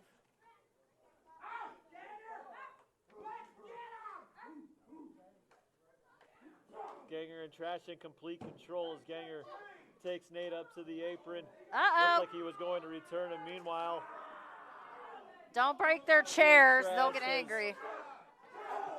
has drug Vengeance off into the other direction. Sweeping up the trash. That's the broom that was stolen from my kitchen, I'm certain. E- Sweeping up the trash, he'd have to be hitting Ron I've been Mathis. able to find Either that or broom. it's somebody's But ride. Right now, it's being used to choke the life out of Ganger, who's fighting for his life to get it back. And now, oh no, underneath Uh-oh. the legs. Oh, It is Halloween and time for the witches to take their rides. all the way across. He didn't need to the reproduce. Unity. I'm looking through some smoke as I'm watching Ganger right here in front of me break the broom over McLean's back, and now he's got the irons out. Oh. Referee Joe Kopaz, not much he can do but watch for a pinfall opportunity as these men tear each other apart. Meanwhile, we've got Vengeance and Pure Trash Ron Mathis on the other side of the Unity fighting through the crowd. Nate McLean, Ganger right in front of our table. They're all coming our direction. Tennis rackets to the back from McLean to Ganger. Ganger sitting down in the front row. We've got Trash and Vengeance punching it out behind the audience over to our left. No action taking place anywhere near the ring. Everything is in the audience. This is what you get if you come out and see XVW live. You may be part of the fight as the fans are. We might want to move. Looks as if some action's coming up our way. And there he goes. Pure Uh-oh, here he comes. Pure Trash getting on top of the speaker that he just bounced Vengeance ass off. And here we go. Big double axe handle off the top of the speaker. Oh, yeah, always a good time when Mathis is out here. Crowd getting behind him. You got to be careful when you're at Meanwhile- XVW. Might become part of the Meanwhile, Nate action. taking charge over Ganger, and it looks as if Mathis is going to go over and take charge of that situation as well. Vengeance still struggling to get to his feet over here to our left. Get up, Dad. You got it. Trash seeming to be handling all of this himself. Tilt-a-whirl DDT outside of the ring, and we got a pinfall opportunity to count. Oh, meanwhile, Ganger goes back to breaking that broom over the back of Vengeance now. Pulling away. Is that in his face? I can't see. Does he have it in between his? Oh my goodness, he has it in his mouth and he's pulling it back. I don't want to watch anymore. Understood. Another Tuesday night in I'll the try to- emergency room. You're going to need a punch card here pretty Now, soon for your family. Ron Mathis ordering Ganger to bring Vengeance over to him, and it appears as if the slow way, bouncing his head off of the chairs in between fans, will be the route that he takes. Up towards the entrance ramp, he's got Vengeance sitting in a chair, and it seems as if they have something sinister planned for him. Oh, Both do chopping not from- mess. Don't mess with their chairs. They get mad here when you break their stuff. Both sides, and they are just beating him senseless. Meanwhile, Nate McLean struggling to get to his feet, and it looks like he's going right back down as Mathis has put him on the ground.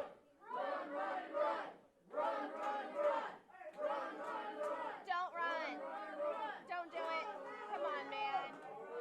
Ron Mathis running all the way around the ring. There Here he he goes. goes. Very fast into the chair, and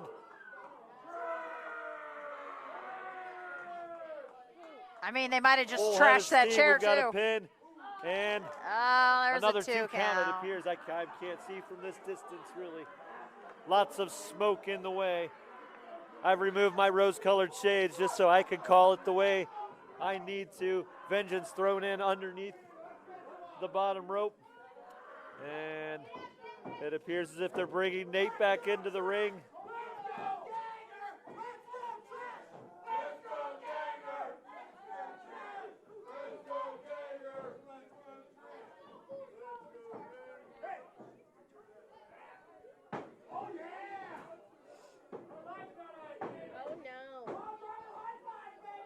Got double pile driver, it appears, and it, oh, Oh, turned double it around on reversal. them. Both of them low blow. And now momentum I want to see the seems hockey to be stick be shifting used. quickly. Yeah, break out that hockey stick. That looks fun. He's very close to it. Oh, and now McLean, Vengeance, putting the boots to them in the corner, choking on the one corner. Vengeance is Mathis. In the second corner, Nate was putting boots, but now he's looking for something he can't find. Well, I think he's making a pile. he's making something. He has something in mind. He definitely has a pile in mind. And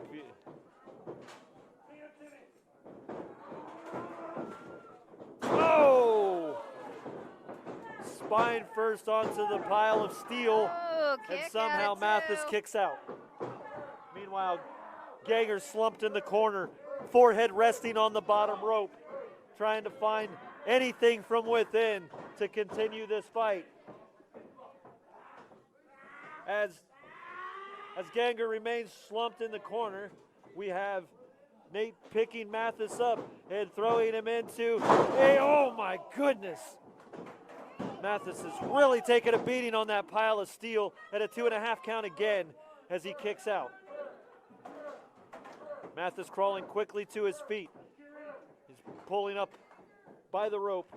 We've got McLean holding him by his jorts and throwing him over the top rope with the help and assistance of Vengeance. Meanwhile, Vengeance going back over to the corner to put the boots to the back of Ganger, who has been down for some time now. Now we have a chair covering, 2 chairs. I don't know what he's got in mind here. Put him in some sort of a makeshift jail cell. He should have put like 10 more chairs on top of it. Well, that's something I've never seen before. He is beaten down, but it appears as if he's pinned under 2 chairs. You got to do a lot better than that. There you go. Put a little oomph in it. Little sheets of metal taking Now turns there it is. over a There's head how that you was- do it, Erica. My dad's really good at baking. I like cookies. Mathis seems to have found his way out of the makeshift jail cell and is quickly being beaten back down. He had but one offensive attack before he was thrown. Oh no!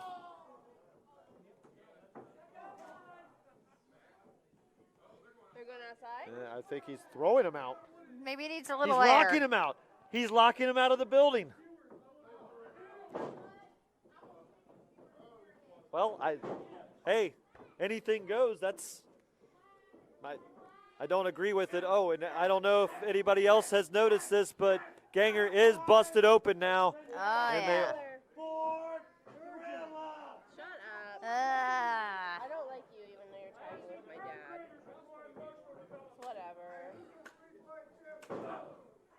Whatever. Yeah. Vengeance continues like a shark in water to attack the blood.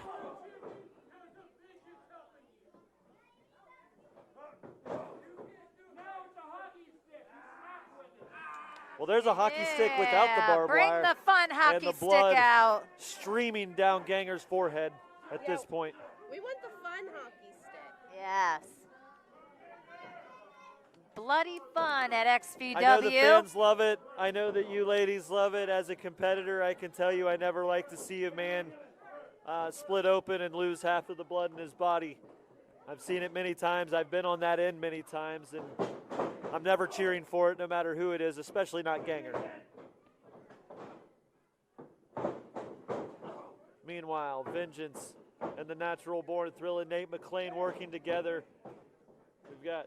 They're throwing. Oh! This time reversed Ganger with was an ready. elbow. Ganger was ready, and we've got it. My goodness. Vengeance trying to keep him down. Ronnie's back in. Yay! His way back through. Fun hockey stick. Fun hockey stick. Yay. Swing and a miss with the barbed wire covered hockey stick. Uh-oh. Ganger has it, and it's, oh! Ow! Right to the shoulder and ribs with the hockey stick. Ganger pouring blood into his own hand as he's now resting on the bottom rope yet again. Referee Joe Lopez doing the right thing, trying to push everything out of the ring. His way all the way back to the ring. He's made it back into the building, and now with everyone down, he re-enters the ring. Strong words, double clothesline, ducked, double clothesline, not ducked, as Mathis takes them both down, rolls into a kip up and right to his feet. Crowd getting behind him as he starts to fire up here, running into the corner, a running uppercut to McClain, to Vengeance, to McClain, to Vengeance again, to McClain again. This guy's got all kinds of go. The shirt's off. And picks him up for a crossbody suplex, kipping back up to his feet. Pulling Nate, another kip up after the suplex. He's just gonna keep doing it. This guy has all kinds of go. The fourth. Can he do it one more? Yes, he does. Cleanly to his feet as the crowd shows approval. We all know what that means, and it's not looking good for Nate McClain. But I don't think anybody really cares about that one there. Oh, Nate spun out of it. Now he's getting clubbed down from behind. Ganger sitting up in the corner watching what he can see with the blood through his eyes. Good try, Nate.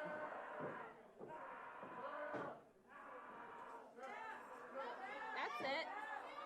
Vengeance crossface.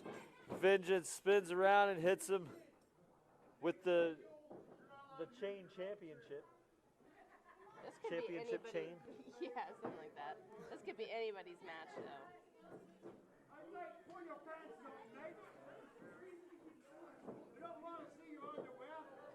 They picking Mathis up.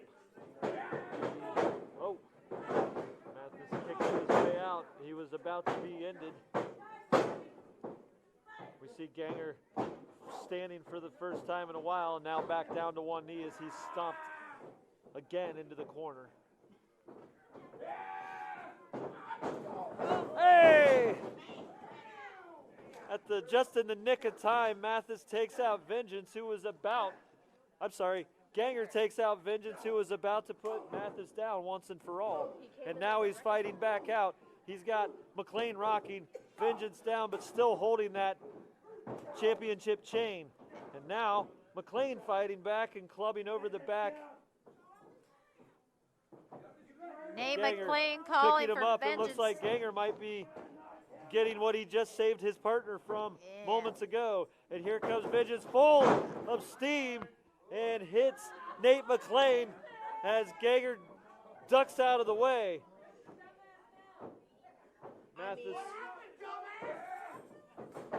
Mathis ducking the chain, running right into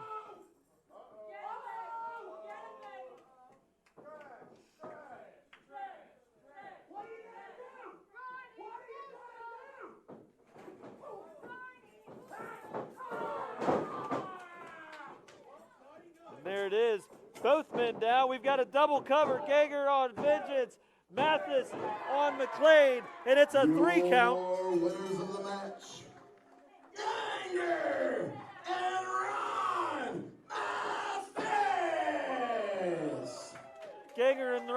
practice have left McClain and Vengeance in a pile in the middle of the ring. Ladies and gentlemen, I just spoke to Joe Lopez and actually, Glenn, come here for a second. I got a question for you. Come here. So I just talked to the other ref, Joe Lopez, and he said that he's going to lay you down on that mat in 2024. What do you guys say? Joe likes to talk a lot of crap. Joe's not laying nobody on no mat. That's not going to happen. So, well then, what do you have in... You know what? Stop running your yap. Get out of here. Just get out of here. I don't need you anyway. Ow. I'm getting so sick of this. You start off interfering in my matches months ago. You overturn my decisions. Then you try to get me suspended. And now, after all this time, you're coming in here and interfering in my match again. When is this going to stop? I'm going to tell you when it's going to stop, Joe. Here in a few weeks. I got a contract. Here in a few weeks. You and I are going to meet in that ring. And when we do, I am not taking it easy on you, Joe. I am going to beat the hell out of you. And I'm going to send you packing. You're done from XBW. You're done out of this business. And I'm sending you home. That's it. Our friendship is over. Your career is over. All of it. I'm absolutely sick of this. And I'm putting an end to it real soon.